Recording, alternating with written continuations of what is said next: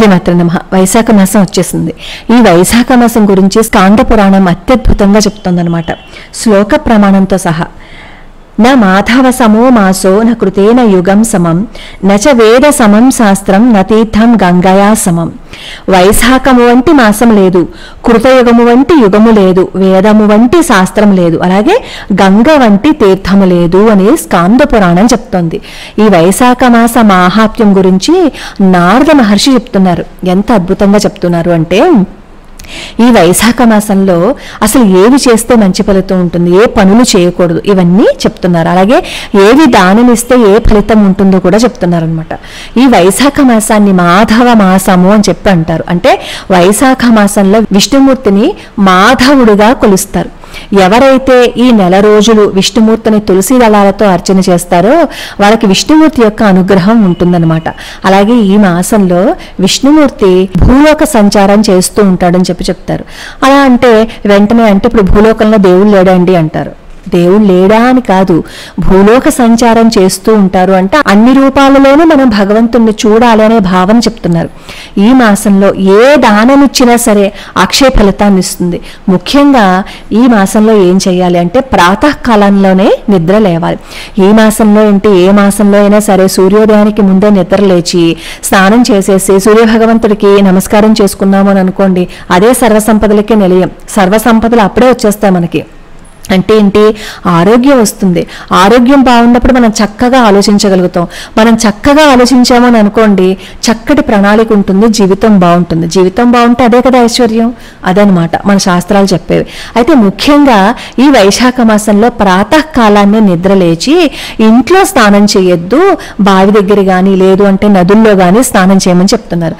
కానీ ప్రస్తుత పరిస్థితుల్లో ఇంట్లో స్నానం చేయటానికే గగనం అయిపోతుంది. ఎందుకంటే బెంగళూరు అలాంటి ఊళ్ళల్లో కనీసం నీళ్లు కూడా దొరకటం లేదు. కాబట్టి మనం బయటికి వెళ్ళి స్నానం చేయలేకపోయినా సరే ఒక శ్లోకాన్ని స్మరణ చేసుకుంటూ స్నానం ప్రారంభించాలన్నమాట.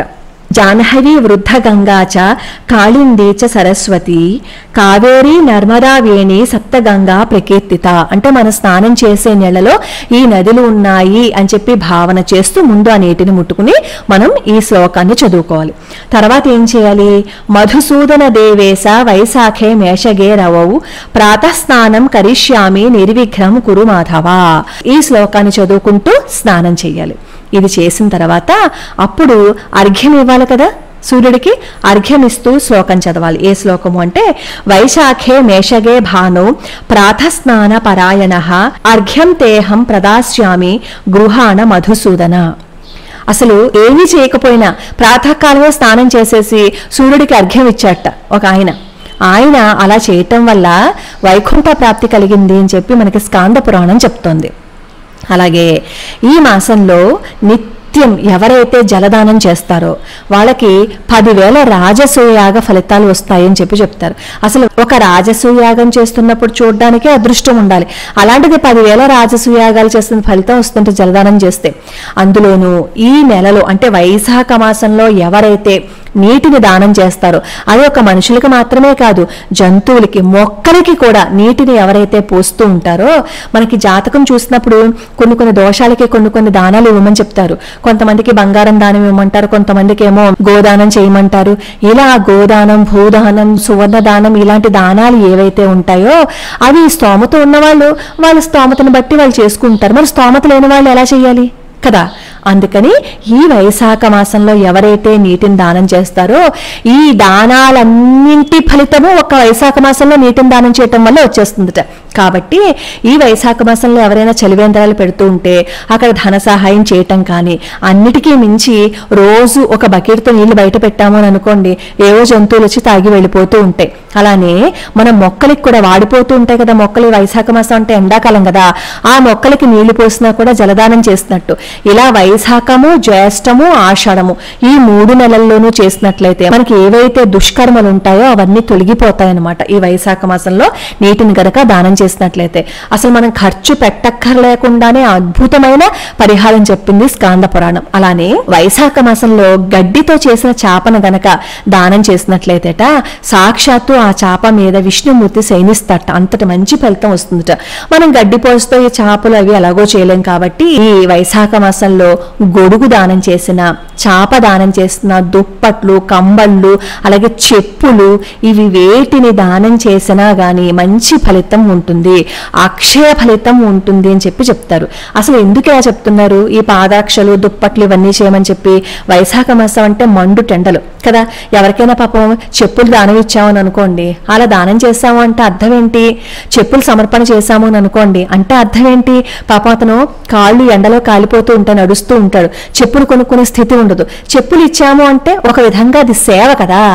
ఇలా సేవ చేయటం మనకి పురాణం నేర్పిస్తుందన్నమాట.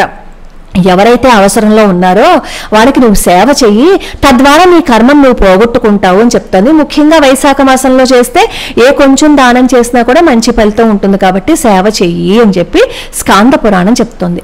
ఈ శ్లోకాలు చదువుకుంటూ పొద్దున్నే లేచి స్నానం చేసి ఇవన్నీ దానాలు చేసినట్లయితే మంచి ఫలితం ఉంటుంది. అలాగే వైశాఖ మాసంలో కొన్ని పనులు కూడా చేయొద్దు అని చెప్పింది. మామూలుగా చాలా మందికి ఒక అలవాటు ఉంటుంది, తలకి నూనె రాసుకుని స్నానం చేస్తూ ఉంటారు కదా. ఈ వైశాఖ మాసంలో మాత్రం స్నానం చేసే ముందు తలకి నూనె రాసుకుని స్నానం చేయొద్దు అని చెప్తుంది. ముందు రోజు ఎప్పుడో మామూలుగా రోజు ఎలాగో నూనె రాసుకుంటాం కదా, అలా నూనె రాసుకోవచ్చు, శనివారం నాడు స్నానం చేయొచ్చు, కానీ ప్రత్యేకంగా తలకు నూనె రాసుకుని వెంటనే స్నానం చేయొద్దు అని చెప్తుంది. అలాగే ఇంకా చాలా చెప్పింది, మంచం మీద పడుకోవద్దని, ఇంకా చాలా చెప్పింది. కానీ ఇప్పుడు ప్రస్తుత పరిస్థితుల్లో ఇవన్నీ చేయలేం, కానీ కొన్ని చేయగలిగిన ఉంటాయి. ఆ కొన్ని చేయగలిగిన వాటిని మనం చేసాము అని అనుకోండి, దానివల్ల కూడా మంచి ఫలితం ఉంటుంది కదా. దాన్ని ఎందుకు పోగొట్టుకోవాలి? అందుకని చెప్పి తలకి నూనె రాసుకుని ప్రత్యేకంగా స్నానం చేయొద్దు. అలాగే వైశాఖ పురాణాన్ని కూడా చదవమని చెప్పి స్కాంద పురాణం చెప్తుంది. అంటే వైశాఖ మాస మాహాత్యాన్ని ఎవరైతే స్నానం చేసిన తర్వాత చదువుతారో వాళ్ళకి శ్రీమన్నారాయణుడి అనుగ్రహం ఉంటుంది అని చెప్పి చెప్తుంది. కాబట్టి ఈ విధంగా మనం ఈ వైశాఖ మాసం అంతా చేసినట్లయితే మనకి శ్రీమన్నారాయణుడి అనుగ్రహం ఉంటుంది, తద్వారా మన జీవితం కూడా అద్భుతంగా ఉంటుంది. లోకా సమస్త సుఖినో భవంతు, సర్వే జనా సుఖినో భవంతు.